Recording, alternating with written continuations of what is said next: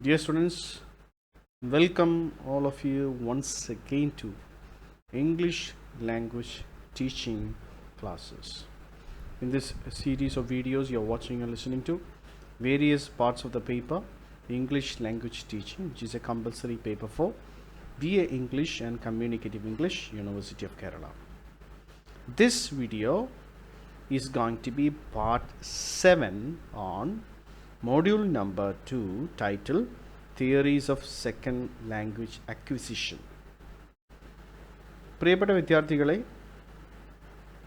നിങ്ങളുടെ പേപ്പറായിട്ടുള്ള English language ടീച്ചിങ്ങിൽ ബേസ് ചെയ്ത് അതിൻ്റെ രണ്ടാം മോഡ്യൂളായിട്ടുള്ള theories of second language acquisition, അതിൽ 7ാമത്തെ പാർട്ട് വീഡിയോ ആണ് ഈ തയ്യാറാക്കിയിരിക്കുന്നത്.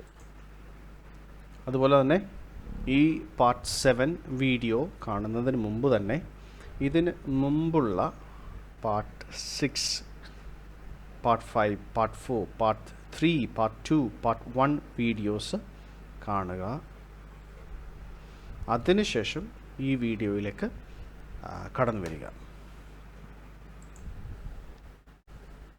കഴിഞ്ഞ 6 വീഡിയോകളിൽ നമ്മൾ സൈക്കോളജിക്കൽ ഫൗണ്ടേഷൻസ് ഓഫ് ലേണിംഗ് അതായിരുന്നു പഠിച്ചുകൊണ്ടിരുന്നത്. Psychological foundations of learning and acquisition. So learning and acquisition of second language. So we will continue to do the same in this video also. So before we get into the video, just go back to one of the previous videos.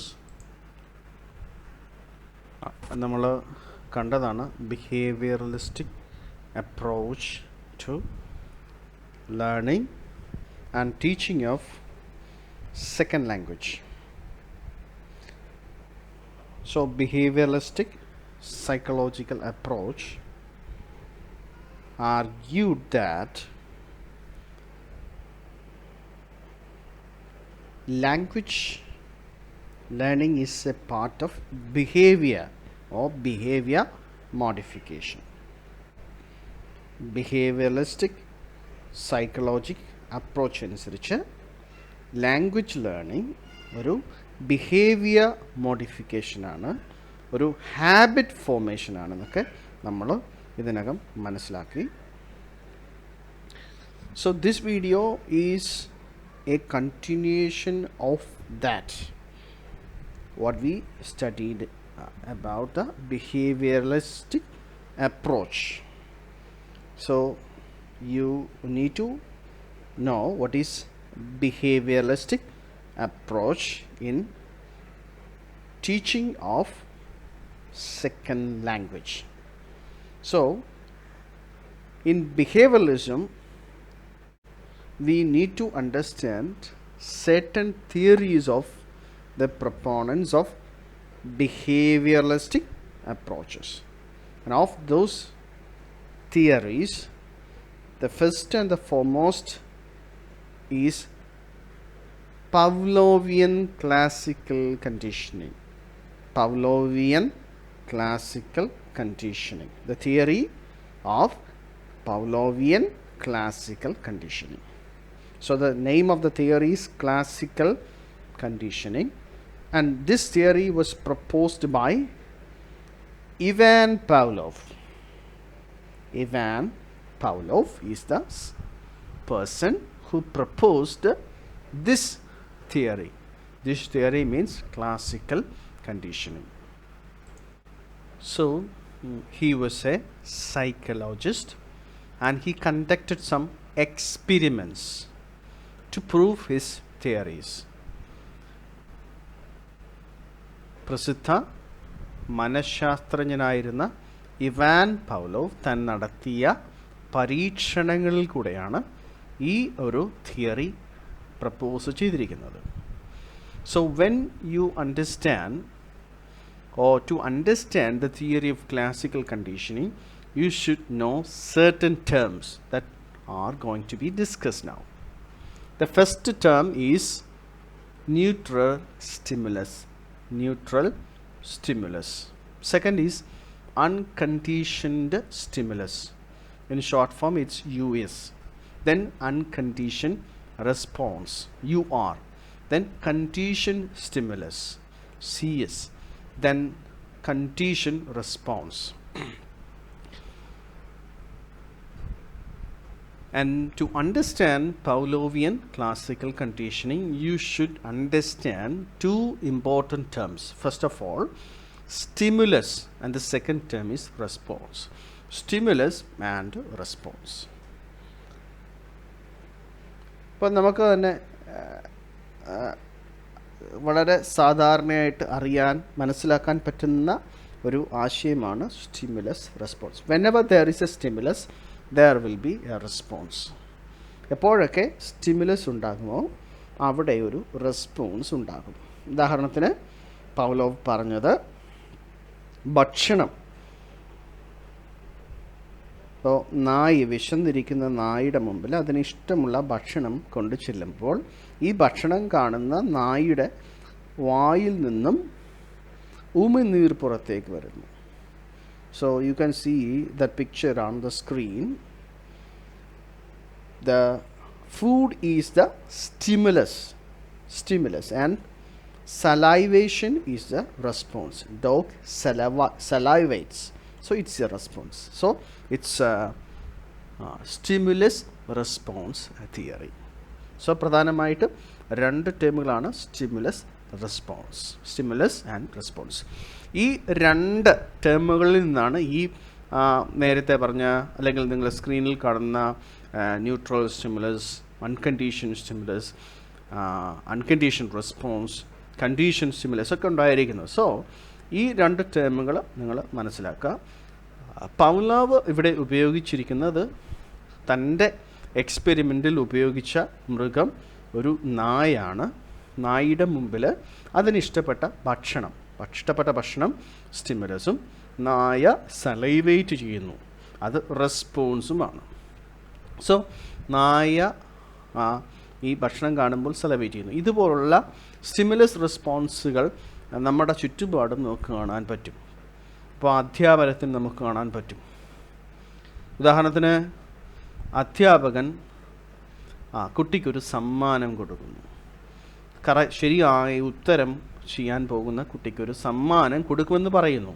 So അത് സമ്മാനം അവിടെ സ്റ്റിമുലസും കുട്ടിയുടെ ആ response, അവൻ അതനുസരിച്ച് ചെയ്യാൻ ഉത്സാഹിക്കുന്ന response, അത് റെസ്പോൺസാണ്, stimulus and response. So ഇങ്ങനെയുള്ള അനുഭവം നമ്മൾ ജീവിതത്തിൻ്റെ നാനാ അനുഭവങ്ങളിൽ ചുറ്റുപാടും നമുക്ക് കാണാൻ പറ്റും. You can see that experiment on the screen now.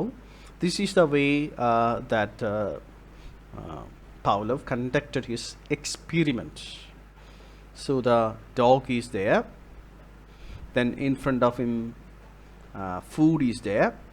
The dog is tightly bound into the experimental place. Of course, there is a tube to collect the saliva to understand how much it salivates when it sees the food, such like. So it is an experiment. ഒരു experimental ഒരു experimental സിറ്റുവേഷനാണ് പൗലോവ് ഇവിടെ create ചെയ്തിരിക്കുന്നത്.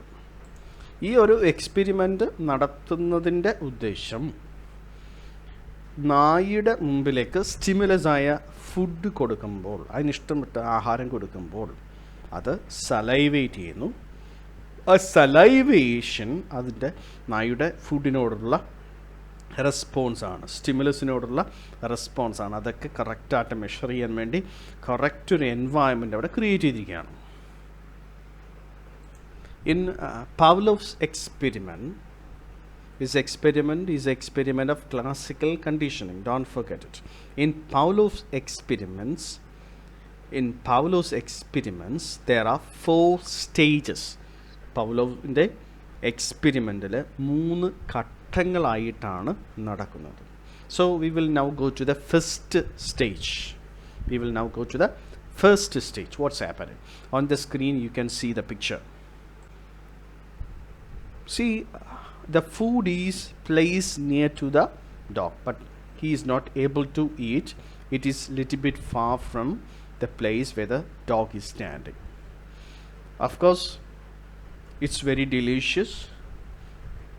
The dog salivates. ഇത് മാത്രമേ നമുക്കറിയത്തുള്ളൂ സാധാരണ. പക്ഷേ according to his theory, food is a stimulus.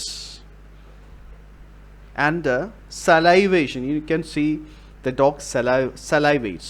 So it's a response, stimulus and response. That is the first part of Pavlov's theory. ഇഷ്ടപ്പെട്ട ആഹാരം കാണുന്ന പട്ടി അത് കണ്ട് ദൂരെ കാണുമ്പോൾ അതിൻ്റെ വായിലൂടെ ഉമിനീര് താഴേക്ക് വീഴ്ത്തുന്നു. So that is the stimulus and response. So let's move to the second stage. So second one is that you can see a bell ringing and the dog watches that. So you know what happens when a bell rings in front of the dog? എന്താണ് സംഭവിക്കുന്നത്? Nothing happens. There is no stimulus and there is no response. So for the dog, the bell ringing is nothing as a stimulus, so no response at all. ഇതാണ് രണ്ടാമത്തെ ഘട്ടം. We will now go to the third stage. Of course, dog is there, food is there. Along with the food, you can see a bell ringing.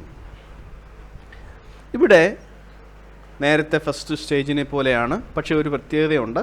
സ്റ്റിമുലസിൻ്റെ കൂടെ ഒരു bell കൂടെ മുഴങ്ങുന്നു. നേരത്തെ bell മുഴങ്ങി പട്ടിക്ക് നായ്ക്ക് യാതൊരു റെസ്പോൺസും ഉണ്ടായിരുന്നില്ല, പക്ഷേ ഇപ്പോൾ ഭക്ഷണത്തിൻ്റെ കൂടെ ബെല്ലും കൂടെ മുഴക്കുകയാണ്. So in that case, when bell is ringing and the food is also placed, dog salivates. Okay, that is the third stage. We will now move to the fourth one. In the fourth stage, there is no food. Dog is there and the bell is ringing. You see, the dog salivates. Bell മുഴങ്ങുന്നത് കാണുമ്പോൾ ഈ നായ അതിൻ്റെ വായിൽ കൂടെ ഉമിനീര് വരുത്തുന്നു. So why it happens? The other stage, in the second stage, nothing happens, but here, why it happens?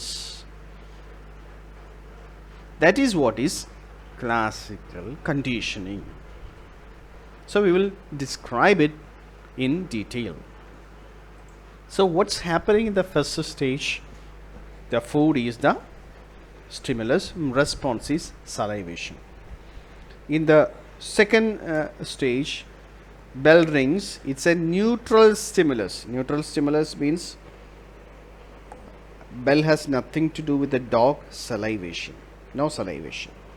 Third stage, neutral stimulus is introduced along with the food. So the dog salivates. And the fourth one, the food is removed. Food is taken away, but the bell is ringing. The dog salivates. In this stage, the ringing of bell is a conditioned stimulus. It's a conditioned stimulus. പട്ടി പ്രതീക്ഷിക്കുന്നത് ബെല്ലടിക്കുമ്പോൾ അതിൻ്റെ കൂടെ food ഉണ്ടെന്നാണ്. So you know that the same trick is also used for training animals. നിങ്ങൾക്കറിയാം, നമുക്ക് തന്നെ അറിയാം, നായ്ക്കളെയൊക്കെ train ചെയ്യാനായിട്ട് ഉള്ള ഒരു കാര്യമുണ്ട്. എങ്ങനെയാണ് ട്രെയിൻ ചെയ്യുന്നത്? ഒരു ഡോഗിനെ അതിനെ ഓരോ ട്രിക്കുകൾ ചെയ്യാൻ പ്രേരിപ്പിക്കും. ആ ട്രിക്കുകൾ ചെയ്യുമ്പോഴൊക്കെ അതിന് സ്റ്റിമുലസ് ആയിട്ടുള്ള ഫുഡോ എന്തെങ്കിലും കൊടുക്കും. അപ്പോൾ ഇത് അതുമായിട്ട് കണ്ടീഷൻ ചെയ്യും. കുറച്ച് നാൾ കഴിയുമ്പോഴത്തേക്കും ഈ ട്രിക്ക് ചെയ്യാൻ സ്റ്റിമുലസ് കൊടുത്തില്ലെങ്കിൽ, അതിൻ്റെ കൂടെ അതിന് ഇഷ്ടപ്പെട്ട ഫുഡ് കൊടുത്തില്ലെങ്കിൽ പോലും ഈ ട്രിക്കുകൾ ചെയ്യാൻ ഡോഗ് അതുമായി കണ്ടീഷൻ ആവുകയാണ്. So ringing bell along with the food is using it as a condition stimulus, and slowly whenever the bell rings, dog salivates. So that is condition stimulus. നേരത്തെ പറഞ്ഞതുപോലെ പ്രധാനമായിട്ടും മനസ്സിലാക്കേണ്ട കാര്യങ്ങൾ രണ്ട് കാര്യങ്ങളാണ്: സ്റ്റിമുലസ് ആൻഡ് റെസ്പോൺസ്. അപ്പോൾ ഇവിടെ തന്നെ പലതരത്തിലുള്ള സ്റ്റിമുലസ് ഉണ്ട്. ഇവിടെ ന്യൂട്രൽ ആദ്യമായിട്ടുള്ള യഥാർത്ഥ C it's the stimulus, the real stimulus was food. Then neutral stimulus means bell is ringing, no food, then it's a neutral stimulus. The third neutral stimulus is also introduced with the food. Then in the fourth level it becomes the condition stimulus.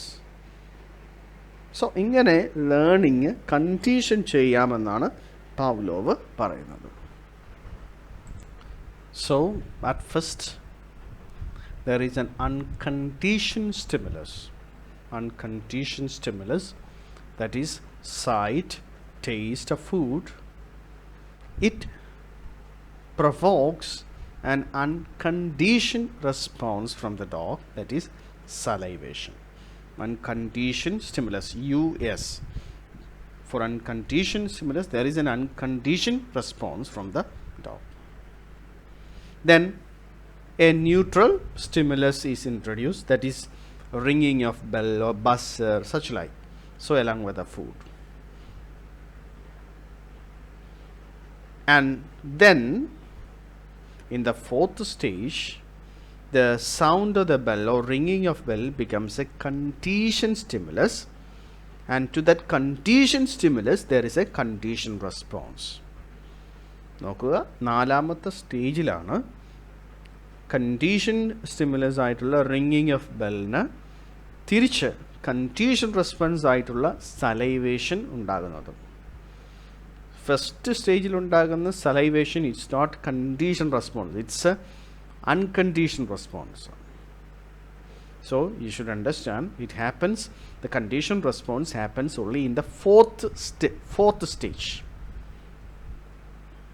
So now you may ask how this theory of classical conditioning as proposed by Pavlov be applied in teaching and learning activity, teaching and learning of second language. So let's see. In the case of unconditioned stimulus, teacher instructs pupils to work quietly. Unconditioned response, pupils work quietly on task. അധ്യാപകൻ ശാന്തമായിരുന്ന് പഠിക്കുവാനായിട്ട് കുട്ടികളോട് നിർദ്ദേശിക്കുന്നു. ഒരു unconditioned stimulus. അതിനുള്ള റെസ്പോൺസാണ് വിദ്യാർത്ഥികൾ ശാന്തമായിരുന്ന് പഠിക്കുന്നു. Then condition stimulus with additional stimulus. ഈ conditioned സ്റ്റിമുലസിനോടുകൂടെ മറ്റൊരു അഡീഷണൽ സ്റ്റിമുലസ് ഉപയോഗിക്കുന്നു. Teacher instructs peoples to work quietly while putting her fingers on her lips. അധ്യാപകൻ കുട്ടികളോട് മിണ്ടാതിരിക്കാൻ പറയുമ്പോൾ അതോടൊപ്പം തന്നെ അധ്യാപകൻ്റെ ചൂണ്ടുവിരൽ അധ്യാപകൻ്റെ തന്നെ ചുണ്ടിനടുത്തേക്ക് കൊണ്ടുവരുന്നു. ഇത് വിദ്യാർത്ഥിക്ക് അൺകണ്ടീഷൻ റെസ്പോൺസ്, അൺകണ്ടീഷൻ സ്റ്റിമുലസ് ആയിട്ടുള്ള അധ്യാപകൻ്റെ വാക്കുകളോടൊപ്പമാണ് കാണിക്കുന്നത്. അപ്പോൾ തിരിച്ചുള്ള response, peoples work quietly on task. So fourth സ്റ്റേജിൽ teacher puts her fingers on her lips. ഇവിടെ അധ്യാപകൻ ഒന്നും പറയുന്നില്ല, ഒന്നും മിണ്ടാതെ തൻ്റെ ചുണ്ടുകളിലോട് അടുത്തേക്ക് തൻ്റെ ചൂണ്ടുവിരൽ കൊണ്ടുവരുന്നു. വിദ്യാർത്ഥി എങ്ങനെ റെസ്പോണ്ട് ചെയ്യുന്നു? People work quietly on task.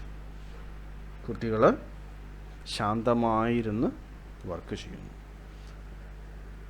ഇവിടെ കണ്ടീഷൻ സ്റ്റിമുലസ് ആയിട്ടുള്ള ചുണ്ടിനടുത്തേക്ക് ചൂണ്ടുവിരൽ കൊണ്ടുവന്ന് കാണിക്കുന്ന ആംഗ്യം കുട്ടികളിൽ നിന്ന് ശാന്തമായിരുന്ന് പഠിക്കാനായിട്ടുള്ള, മിണ്ടാതിരിക്കാനുള്ള ഒരു റെസ്പോൺസിൻ്റെ ഫലം കൊണ്ടുവരുന്നു. So it's an example of classical conditioning in teaching and learning activity.